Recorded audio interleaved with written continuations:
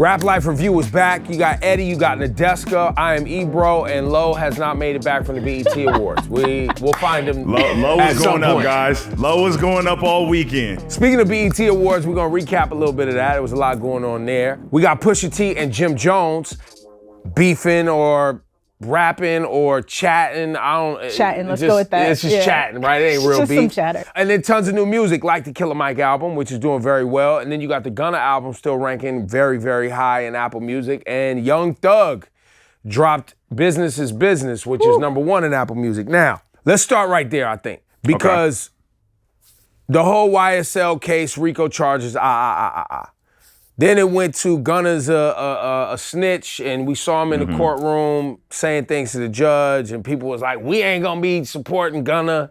The album comes out, and what do we see, Eddie?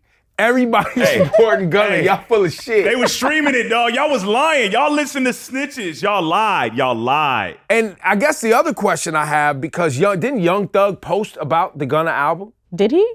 I saw him posting about Kanye. He posted about his album. He posted the Saweetie correction. But then there was and then Gunna also posted a QR code, which was a countdown to Young Thug's album. But that's to be expected, though. Because on the Gunna album, he's talking about feeling lonely. He's isolated from the crew. He didn't say anything. You know what I mean? He would support the Young Thug album still. But then Young Thug's album is called Business is Business. Which is also an old Gunna and Baby song. Maybe just a coincidence. Nah, bro, I'm not. But then the album still drops on YSL. I thought if you're not really... Well, of course, Gunna's still signed. It's not like... Yeah, but I thought labels shelve artists all the time when they don't fuck with them. Yeah, but Business is Business. We're going to get to this bag. It's all very confusing. We're going to get to this money. Okay. And we got to pay these lawyer fees. What is this, the Da Vinci Code? Like, we're supposed to decipher all this? Yes. What yes, are we we doing, are. Man? I spent all weekend trying to figure this out, and I got nowhere. We're going in circles. I mean, like, okay, so on the first track on the Thug album... What is he pushing more Peter, sweeter, more completer? Is that him showing love to Gunna? Is that a diss? I don't understand. I don't get it. But I think that's kind of what I want to point to. I think no matter what's going on, as the album's titled, Business is Business, which means we got to get to this bag, right? Respect it. Gunna's signed to me, so no matter how this shakes out, he's out, so let's put this music out. Young Thug records like every single day. There's always word, that was always the word about him, is that he's always in the studio, so you know he's got mad music. He recorded a song from jail. One of the songs, I think it's the opening track, is from... That would make sense, because that's the one with the phone call to Right, Drake. that's the one. Sorry. But I just wanted to point out, I think it's all intriguing, right? Like Intriguing this is all is a very good word. intriguing, and this is all kind of like for the sake of entertainment, and business is business. Even though it's real shit going on. Crazy. Right, and potential real jail time, I think ultimately they're leaning into, capturing this moment and really compelling people to tune in. I'm locked in. This is crazy. This is crazy. I just don't... Eddie, you locked in? Here's my big takeaway from this, right? So after I listened to the album, it was so good. I was like, damn, I kind of miss Young Thug. So now I'm more invested in the case. You weren't already missing him? I really need him to get out for real now. I'm like, I must have... For my own personal music reasons, I'm like, I don't know if I got to send money to his lawyer. I don't know if we got to find put somebody something on his books, whatever. Well, you are sending money to his lawyer technically if you're streaming it, because I'm sure that some of these resources are going to be funneled to, making sure his invoice, his what is that called, retainer gets paid. Hey, bro, we might have to pull what's the movie with when they break the dude with Shawshank Redemption? If we get albums like this, we might have to put a poster up in his room. We need to dig with some spoons. We need to free Young Thug. We need to get him out because we need more albums like this in music. Good albums, and I'm curious to see what happens with Gunna next, because this is the first time I've listened to like 45 minutes straight of Gunna. That was a lot of Gunna. Usually there's like 10 features. But it was good to hear him like this. I think he did a solid body of work here. So then is he going to drop the deluxe in 2 weeks with all the features? I don't know. People don't want to do those features right now. But maybe they do now that they're seeing that it's all good and business is business. Until he got a song with Young Thug, I think everybody probably away. gonna be like, wait, that kills all the intrigue. Damn. You also got Killer Mike, my brother, put out an amazing body of work. I think Go ahead, Eddie. I saw you tweeting about it. Talk about it. Swear to God, listen to it again today. I hate doing this album of the year talk because I don't really know. It's today, right now, It's my favorite album. The Killer Mike album is like, it's a gospel album. It's a gospel rap album, basically. Well, and even deeper than that, I think it taps into the essence of who Killer Mike is. That's why it's called Michael. It's very personal.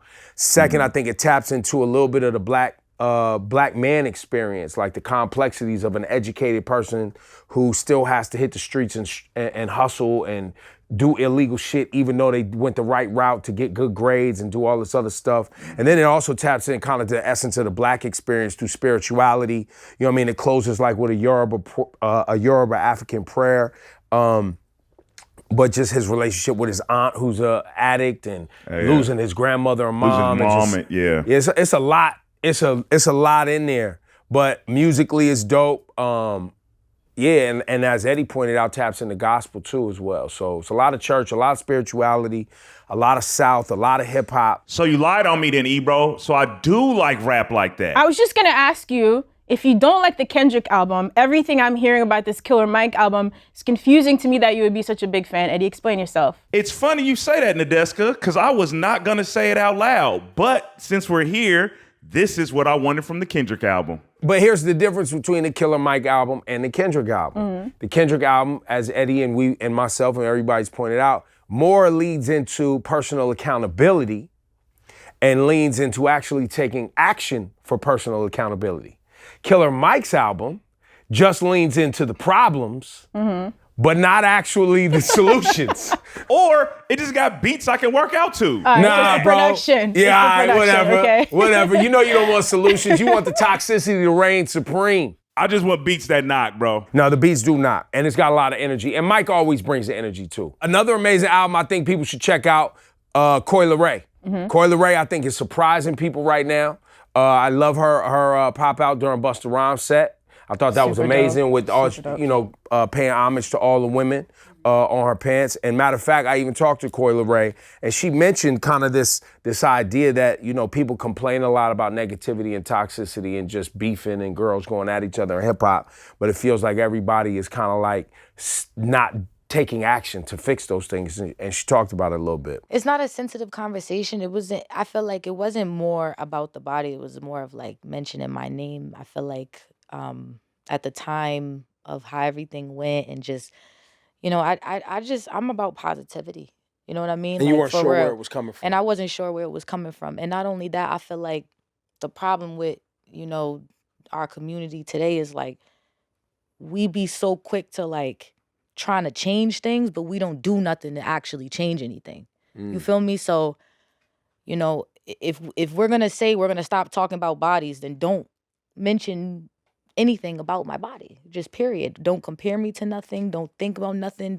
We're not smoking on anything. Like it's disrespect. And, where I come from, I just don't like that. Us artists, we kind of control the narrative. So if we kind of just spend more time pushing that narrative, we won't give these headlines and these blogs no reason to go ahead and push this negative narrative. That's something we got to come together on. Coi Leray, go get that album, Coi. I was pleasantly surprised by that project. I like the project. You know what I'm saying? There's things on there that she opens up that are real pop leaning. But when you get deeper into the project, there's some things in there that I was really musically, I didn't know where she would come with it. And she really came with it. Doja Cat, we ain't talked about this attention yet. Doja Cat coming with the bars. Eddie? So look, man, we got to realize that at the root of it all, right?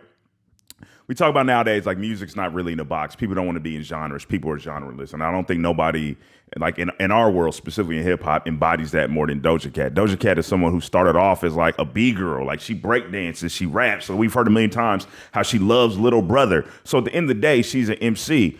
Our entry point for a lot of us was her viral moment, her dressed like a cow and mooing. And then what ended up happening was the music spoke for itself. We look at Doja Cat as like a pop artist, or maybe she's a pop artist leaning R&B. But what she is everything. And one of those things is she's a rapping ass woman. And she showed us that. So, maybe we'll get an all rapping Doja Cat album. But you know what? I don't expect that from her. I don't want that from her. Make the music you want, because everything she makes is fire. Yeah, I always interpreted that Moo Cow song as her trolling. Like it was 100% a troll. Some people took it serious, but it was 100% like, look, I could put out a song literally saying nothing, and y'all are gonna talk about this more than the actual great music that I make. Fast forward to now on this Attention record, she's literally saying the same thing, which is you don't actually listen to the music. Everybody got something to say, but you're not actually tuned into the music that I'm making. You're tuned into social media. You're tuned into antics. You don't care about the art. And so then she does a super artistic music video, spitting bars, talking shit with a pop hook on it. And I think it's challenging people in a way that I love. I'm not sure if people are gonna receive it, but I love it nonetheless. I mean, she's full of surprises, this one, I'll tell you. Like, we met Doja Cat a few years ago. Wait, you remember this? We did like a spelling bee with us. It's like hard to pin down her personality, but I think like that's just the mark of a true creative. She's all over the place and I don't really want to understand, but I'm with it. You know, I think she's a great rapper. I love that SZA feature. I would definitely take a full rap project from her. And it could be just like an EP. It could be like 5 songs. Yeah. You also got Nicki Minaj and Ice Spice with the Barbie World record. It's like a perfect little pop rap song for the movie movie soundtrack. Yeah. Usually like those songs are pretty corny, but it's cool, solid. They vibe together really good on records. Yeah, they got 2 now. And then how'd you guys switch it to the BET Awards? Ice Spice was one of my favorite performances up there because I think she really went all out with the set and the You think bodega. it's because she got so much experience performing with Taylor Swift that she felt ready for BET Awards? I don't think the Taylor Swift thing helped her at all. I think it was a terrible mistake. Just checking actually, to see if you 'cause changed your mind. It wasn't All right, good. cool. No. All right, cool. But I do believe they did a great job on that set, and I could tell she's been rehearsing. Now, maybe what the Taylor Swift did do for It's her changed her perspective. See what it feels like to do stadiums is and to arenas be like, and you come know what? prepared. I need to step my So you're game up saying because I wasn't ready for something that positive moment. came out of it? It did. Got you. I agree with you on that. I wasn't ready for that moment, so I need to step my game up. And you can see where the rehearsals definitely stepped into play here. She had some choreo, you know what I'm saying? They had a set, you know what I mean? She was pulling it together. I liked it. I liked it a lot. Another one of my favorite things at the BET Awards, we mentioned Coi Leray, but the Busta Rhymes Lifetime Achievement set, which was fire. I love Doshi. Doshi at the BET Awards was incredible. Bro, the Trillville transition with oh my God, I was sitting next to Low Key, right? And I'm gonna tell y'all just the reality of it. People in the music industry, we love Doechii, dog. Like, we've been hearing about Doechii for a minute, and it's starting to get there, but we've been kind of waiting for her to have like these moments. It's like, yo, when's everyone gonna figure this out? Like, this is a thing. She's kind of fire. So when they did the transition to some cut, me and Low Key are like, yo, that was seamless. Well, and then you could just tell that she's a great performer. Like, when you watch her on stage, the way she moves, the way she gets to her spots, how she sounds, how she carries herself on that stage, you could tell she's ready for prime time. And in true TDE fashion, yes, she's signed to TDE, they're taking their time and developing this the right way. Because they, you know, like when you look back at whether it was Schoolboy Q, whether even it was Kendrick Lamar, even SZA for that matter. It was the same. Remember, she was complaining about it at some point. Right. You know what I mean? Like, it taking too long to come out, but Punch was adamant they needed to take their time. Artist development is rare these days, so I support that. Did y'all notice about the BET Awards, right? So, and this is a sign of something we've been talking about a long time in hip hop. So, excluding the beginning, like when Lil Uzi Vert came out, up until like when I left, right after like Busta did a performance and did the Caribbean set or whatever, the only current artists that were performing, excluding Uzi, were all women. If it was hip hop, it was, I mean, you could count Takeoff and Quavo. I mean, excuse me, Offset and Quavo, excuse me. Offset and Quavo.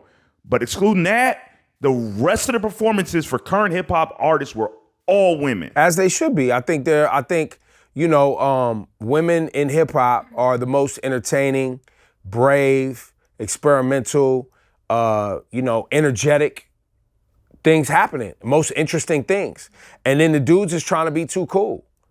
They're trying to be too cool. A lot of them all sound the same, at least in the mainstream space. There's a lot of diversity when you get out of the mainstream space, but in the mainstream space, I think they're doing, a lot of the dudes ain't really challenging status quo too much. It's true. But I just hope it's a sign that some of the current artists, because you know what's going to end up being, it's like they was hating or but I hope they take it as a sign. It's like, bro, you're excluding yourself from getting those looks by not bringing something different to the table. Like y'all are. Like, we watched a 3.5 hour and some change show where they were showing young emerging women in rap. They were showing current women in rap. You know, you got Bia doing songs with Busta Rhymes. Even when like Busta Rhymes is performing, he's performing with current women in hip hop, and the men were nowhere to be found. And I'm not saying that to complain. I'm saying it because it's a representation of what we're seeing currently in the climate. Well, I do think being on the inside too, I think it's be interesting for the audience to know too. I think it feels like the women are also ready to work harder than the dudes.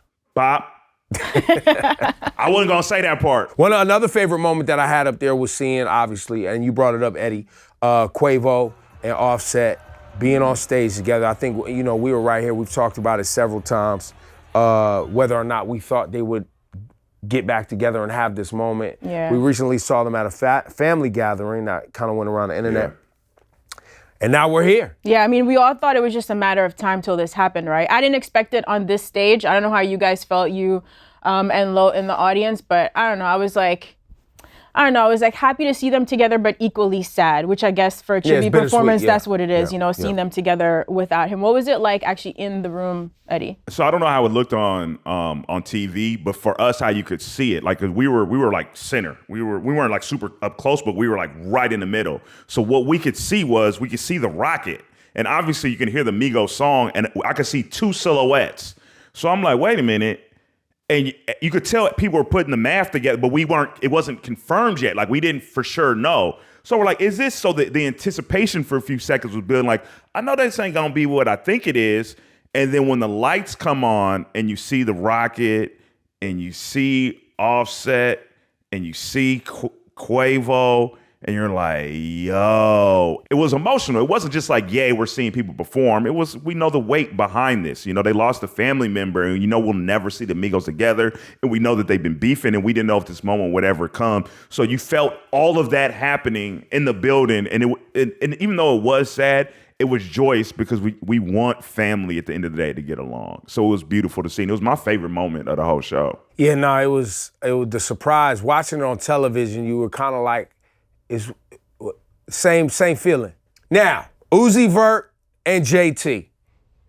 What about them? The word is, so Uzi Vert starts his set, and he has some line, some bar that I never heard before, where he says, I have a nice wife, blank something, her wig came off twice.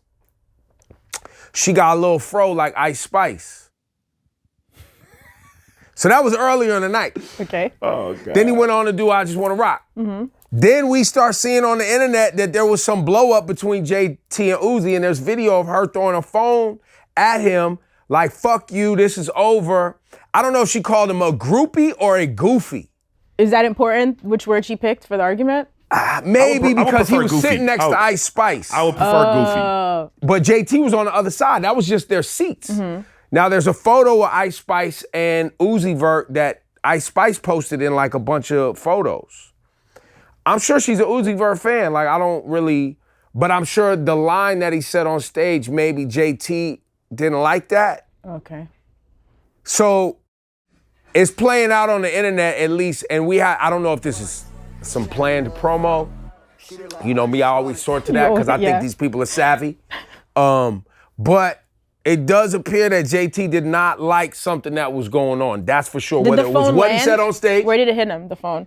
I couldn't tell. It definitely went towards his face. Okay, it was a real It was shot. intended to harm. Got it. Word, okay. It wasn't like a take, I'm throwing your phone because I don't like what I saw like I'm on trying it. to get you It red was in a, the no, I'm trying to crack your skull with this phone here. Sorry, we shouldn't be laughing. I always forget that they're even dating. I'm never. But she's a city girl though, so, Yeah. I mean, what did you expect? Right. If she felt offended or embarrassed. What do you got, Ed? First rule in dating a black woman, don't you ever, ever, ever comment on that black woman's hair. That's fact. Ever. That's off limits, my guy. Well, there you have it, ladies and gentlemen. So there's trouble in paradise there. And speaking of trouble, I guess we got to cover Pusha T, Jim Jones. Pusha T, we heard the excerpt of the Clips record while he was walking at the Louis Vuitton fashion show, Paris, Pharrell, the whole blah, blah, blah. The song is not available. We just heard that clip on Instagram. Just for that moment, okay. So it hasn't been released. However, preemptively, Jim Jones has taken the beat and recorded a block freestyle. And in the beginning of the freestyle or the rap, whatever you want to call it, he basically says, let me inspire you, that shit was weak, I'm paraphrasing. Which tells me that Jim is here for the promo, the smoke, the public scrap, whatever it's gonna be. And as somebody who personally knows Jim, and we have a great relationship. I don't think Jim is wondering whether or not he's gonna win a rap battle against Pusha T. That's not what Jim's in it for. Jim is in it for whatever it's gonna be. And I bet you within 14 days, we're gonna get a new Jim Jones album. I'm with you. 100% promo. There's no 100%. speculation. I'm not gonna listen to this song. Look, all respect to Jim Jones. He's a New York OG. I'm not listening to this. I don't care about this. There will never be a Pusha T and Jim Jones beef. It just wouldn't really make sense. There's no point. But if, he gets some streams off of this for the album, good for him, man. Some interviews, some promo, that's fine. Whatever. You're gonna talk to him about it. It's gonna be great. Of course. When you get into a back and forth with someone in Harlem, or from Harlem, no matter the outcome, in their mind, they won. Even if public opinion says different. So it's a win-win for Jim. The Dipset went up there and clearly lost to the Locks. Oh, they're still claiming they took. Clearly lost to the Locks. Okay. Clear. Nowhere, anywhere has the Dipset ever admitted to a loss or even acted as if there was even... It never even happened. So that's your evidence right there. Said some stuff. They said some stuff like, no, you don't understand. They're a group. We're not a group. Like, we're individuals. That's not accepting. You see what I'm saying? Yeah. That's a great example. Thank you. All right, I'm with it. Shout out to Jim Jones, man. Enjoy the promo. There you Deserve it. We all got together in Los Angeles, had a great time, Black Music Month live. Beautiful. Eddie, Nadeska, any commentary for the audience? I know we got some clips from our hanging out. Yeah, man, it was honestly, bro, it was a good time. I feel proud to be able to, and this isn't just me sipping the company Kool-Aid, but to look at an event like this in Black Music Month and handle it with so much care. And, having all of us, shout out to Low Key, shout out to Dottie. That was my first time meeting Dottie in real life. Coming together to celebrate this music that means so much to us. I mean, because at the end of the day, this is American culture. This is what we grew up in. This is who we are, and it means a lot to us. So be able to present that on a world stage and then do it with, because y'all my family at this point, be able to do it with my family, man, it was an honor to be a part, and all the artists had a good time, and it wasn't about us. It was about putting this music and this culture we love so much front and center, man, and it was really an honor. It just feels like fun. It's not even work doing like an event like that, having all the artists pull up and having Busta as one of the last guests. That was legendary, bro. That was one of those things where I realized he didn't want any of us to speak. Needed to fall back and relax and let him do his thing. That was incredible. The storytelling, him talking about, feeling proud about watching Pharrell out in Paris. Like, it was really nice to sit back and listen to that. And also to watch him give Ebro his flowers, What a great guy and a great friend. That was a really nice way to wrap up that broadcast. I had a great time. Me and Ebro shared some moments where he's watched me at my highest. He's watched me at my suffering levels. So when I see this man, I could hug him like that because I shed tears in front of this man. When I was going through some and my kids was calling me and they was proud of me, it's one of the last moments I had with Ebro. I couldn't even fight them tears, because I made my children proud in a way where they couldn't even say nothing but, Dad, we see you on your and all we wanted was that. We need you to live. You know what I'm saying? And I shared a moment with Ebro doing the ELE2 and we was doing an interview, and I could only have that kind of comfort with him. I ain't crying on no motherfucking interview with nobody that I don't fuck with like that. Right.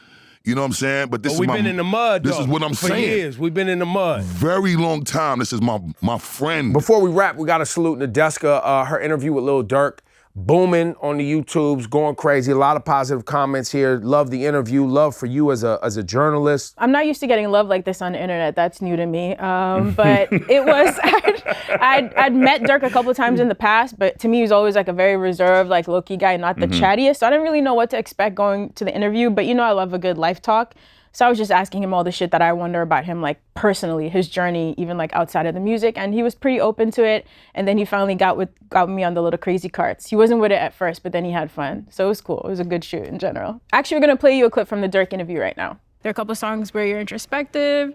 There's a couple of songs where we're just getting the Durk that Day One fans know and love. So yeah, we definitely go through a roller coaster of emotions on the album. And is that how you wanted it to be? Because you could have, if you wanted, you have the talent, we know that you have the skill to make a fully introspective album, but do you feel like that would have been just too much and not authentic to you? Yeah, I want to do what felt good to me. You know, I ain't want to just stay in one lane, stay in one box, and just focus on one thing. I just want it to be a roller coaster. To like stay off social media so the fans can just wonder like what type of music you finna drop. Check out our new series. It's called Hip Hop DNA. You can find that on Apple Music. We got a series of episodes. We talk about origins. We talk about MCs. One of the more popular episodes we just rolled out, I don't know if you had a chance to check it, it's called What's Beef? And we kind of break down rap battles and beef and hip hop and differentiate between battling and beefing and how the streets sometimes seep into the hip hop culture. But it's a great episode. But check it out. It's called Hip Hop DNA. You can use it, look for it in your search bar. You can say, hey Siri, play Hip Hop DNA. All of those systems work. We have mixes that go along with it from Green Lantern and Clark Kent. But it's just a great series. And shout out to the whole team out there scripting it and everybody doing the research to put it together. It's a full team effort. And you, great narration. It's a great listen. Thank you very much. Hip Hop DNA right now on Apple Music. It's our celebration of the 50 years of hip hop. For Eddie, Nadeska, I'm Ebro, Low, Wherever where he you is. at, wherever you are. Be safe, come back to us, family, in one piece. You know what I mean? We'll see y'all next week. It's been a Rap Life Review. Hope you enjoyed that episode of the Rap Life Review. I'm Nadeska, and you can catch me here every single week with Lil Key and Ebro. Make sure you never miss an episode by subscribing. Give us a like and drop a comment so we can hit you back next week.